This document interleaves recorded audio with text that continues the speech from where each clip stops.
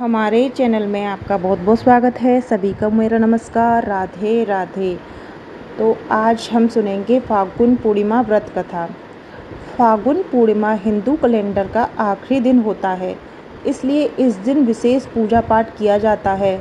इस पूर्णिमा पर होलिका दहन का त्यौहार भी मनाया जाता है। हिंदू धर्म में फाल्गुन पूर्णिमा का विशेष महत्व माना गया है। इस दिन कई लोग व्रत रखते हैं और भगवान सत्यनारायण की कथा सुनते हैं। मान्यता है फाल्गुन पूर्णिमा व्रत रखने से इंसान के जीवन की सभी परेशानियों का अंत हो जाता है। इस साल फाल्गुन पूर्णिमा व्रत 24 मार्च को रखा जाएगा। इस दिन रात में होलिका दहन भी किया जाएगा। फाल्गुन पूर्णिमा का व्रत सूर्योदय से लेकर सूर्यास्त तक रखा जाता है। फाल्गुन पूर्णिमा की पौराणिक कथा का पाठ करने का मान्यता है। ये कथा सुनने से यश, कीर्ति, धन धान्य और संतान सुख प्राप्त होता है तथा मरणोपरांत वैकुंठ धाम की प्राप्ति होती है। आइए अब शुरू करते हैं व्रत कथा। महर्षि कश्यप की पत्नी एवं दक्ष पुत्री दीति के गर्भ से हिरण्यकश्यप और हिरण्ययक्ष का जन्म हुआ। दोनों ही महाबलशाली थे। फलस्वरूप देवताओं को पराजित करके दोनों भाइयों ने स्वर्ग पर अपना अधिकार कर लिया। उनके अत्याचार से देवलोक में हाहाकार मच गया। अतः भगवान विष्णु ने वराह अवतार हिरण्यकश्यप का वध कर दिया। अपने भाई की मृत्यु से क्रुद्ध हिरण्यकश्यप भगवान विष्णु को अपना शत्रु मान बैठा और उनसे प्रतिशोध लेने के लिए भगवान ब्रह्मा की तपस्या करने लगा। उधर हिरण्यकश्यप की अनुपस्थिति में देवताओं ने दैत्यों पर आक्रमण कर दिया और स्वर्ग पर पुनः अपना अधिकार प्राप्त किया। हिरण्यकश्यप की पत्नी कयाधु उस समय गर्भवती थी, जिस देवराज इंद्र ने बंदी बना लिया। वो कयाधु को लेकर अमरावती जा रहे थे। तभी मार्ग में उन्हें देवर्षि नारद मिल गए। नारद जी ने इंद्र के साथ कयाधु को देखकर बोले, देवराज, आप इसे लेकर कहाँ जा रहे हैं? ये सुनकर इंद्र ने कहा, हे देवर्षि, कयाधु गर्भवती है। इसके गर्भ में हिरण्यकश्यप जैसा दुष्ट आत्मा का अंश है, जिसका वध कर कर मैं इसे छोड़ दूंगा। इस पर देवर्षि नारद बोले, इसके गर्भ में तो श्री नारायण का परम भक्त है, अतः इसे छोड़ दो। इंद्र नारद मुनि की ये बात सुनकर देवराज से कयाधु को छोड़ दिया। देवर्षि नारद हिरण्यकश्यप की पत्नी को अपने आश्रम में ले आए और बोले, बेटी, जब तक हिरण्यकश्यप की तपस्या पूरी नहीं हो जाती तुम निश्चिंत होकर यहीं रहो। तब से कयाधु देवर्षि नारद के आश्रम में रहने लगी। उनके दिव्य प्रवचनों का रसपान भी करती रहीं, जिसका गर्भ में पल रहे शिशु पर बहुत ही गहरा प्रभाव हुआ। जब समय आया तो कयाधु ने एक पुत्र को जन्म दिया, जिसका नाम रखा गया प्रहलाद। इधर हिरण्यकश्यप की तपस्या जब पूरी हुई तो ब्रह्मा जी ने प्रसन्न होकर उसे मनवांछित वरदान दिया, जिसके पश्चात वह अपने राज्य वापस लौट आया। कयाधु भी प्रहलाद को लेकर अपने पति के पास चली गई। प्रहलाद जब थोड़े बड़े हुए तो एक श्रेष्ठ गुरु के मार्गदर्शन में उनकी शिक्षा का प्रबंध किया गया। एक दिन जब हिरण्यकश्यप अपने समस्त मंत्रियों के साथ बैठे हुए थे, तभी प्रहलाद अपने गुरु के साथ वहां आए और पिता को कृतज्ञतापूर्वक प्रणाम किया।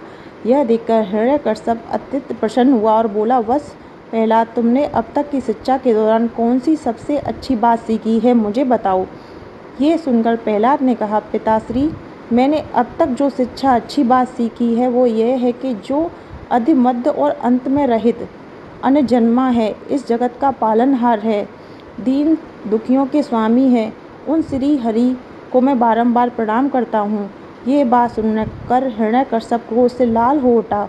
उसने प्रहलाद के गुरु पर चीखते हुए कहा, अरे मूर्ख ब्राह्मण, तूने मेरे इस बालक को मेरे परम शत्रु का गुणगान करने की शिक्षा क्यों दी? प्रहलाद गुरु ने कहा, दैत्यराज, आप क्रोध त्याग दें।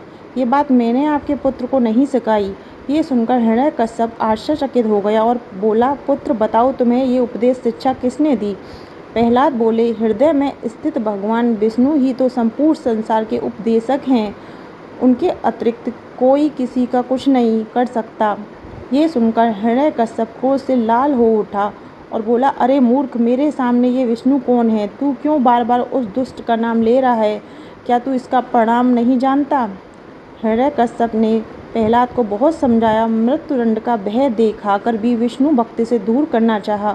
परंतु प्रहलाद के मन से भगवान विष्णु के प्रति श्रद्धा तनिक भी कम न हुई।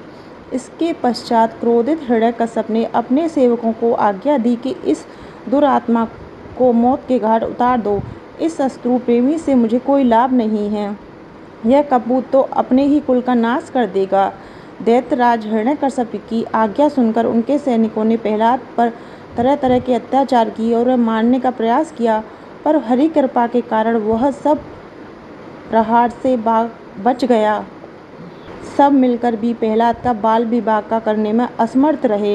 हिरण्यकश्यप यह देखकर बहुत क्रोधित हुआ, अतः उसने अपनी बहन होलिका को आदेश दिया कि वो प्रहलाद को गोद में लेकर अग्नि में बैठ जाए, क्योंकि होलिका को यह वरदान प्राप्त था कि अग्नि से उसको कोई हानि नहीं होगी।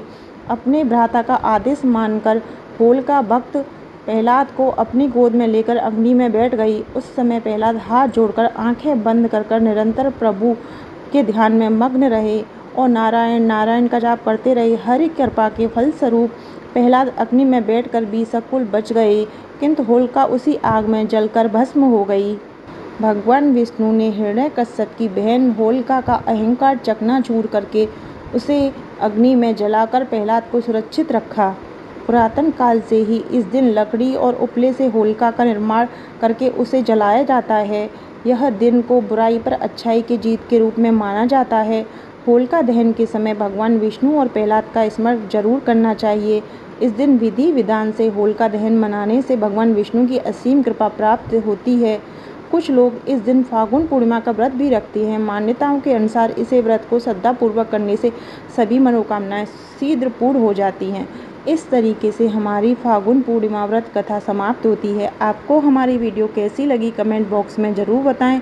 वीडियो पसंद आई हो तो चैनल को सब्सक्राइब करें, वीडियो को लाइक शेयर अवश्य करें। सभी त्योहार व्रत कथाएं आपको मेरे चैनल पर मिलती रहेंगी। राधे राधे।